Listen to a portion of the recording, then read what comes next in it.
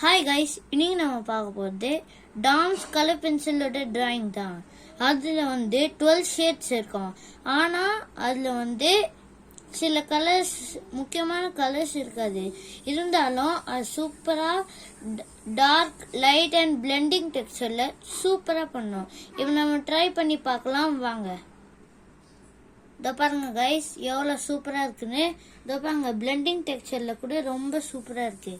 இப்போ நம்ம ஒரு டிராயிங் தான் பார்க்க போறோம். பார்க்கலாமா? அதுக்கு முன்னாடி என்ன ஒரு வாட்டி பார்த்துட்டு போயிடலாம்.